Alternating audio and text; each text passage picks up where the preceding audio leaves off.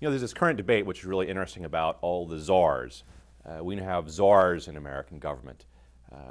By some counts, upwards of 30, 35 of these individuals who have various portfolios in the administration. We actually have more czars in American government now than the Romanovs had in 300 years of Russian history. What does all this mean? That's a very interesting question.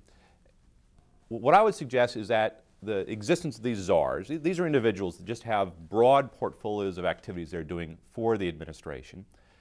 The existence of these czars is merely a symptom of a much larger problem, which is a vast expansion of government that's been going on for some time. And the current administration, as with the previous administration, is trying to expand their own authority over that administration, over that bureaucracy. And this is really a much larger problem with the complete unlimited nature of modern government. Now, this expansion of government really itself comes from harkening back to our discussion of the progressives. They had this notion that the Constitution was in the way, it was a barrier to progress. But they also had this other idea, which is really running rampant today, that government is best run by experts, by bureaucrats, and what they called administrators. So rather than legislatures, the way we would normally think laws ought to be made, a lot of this power gets shifted to these unelected bureaucrats. And now what this amounts to is massive delegations, if you will, from the legislature, from Congress. They pass large, expansive, open-ended laws that shift all of their power to the bureaucrats. The bureaucrats are in the administration, theoretically under the president. The president, on the other hand, has virtually no control over these bureaucrats because they are subservient to Congress. It's just a whole mess of how things operate today.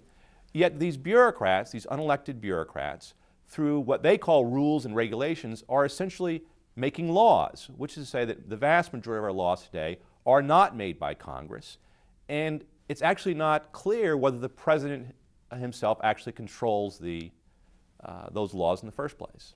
The massive sense of all these bureaucratic rules and regulations has a major effect on how we actually govern ourselves. And indeed, Alexis de Tocqueville, in his famous book, Democracy in America, warned of this, which is if you combined a deep passion for egalitarianism, wanting to make everything equal through these rules and regulations, and you combine that with a centralization of all power under one government.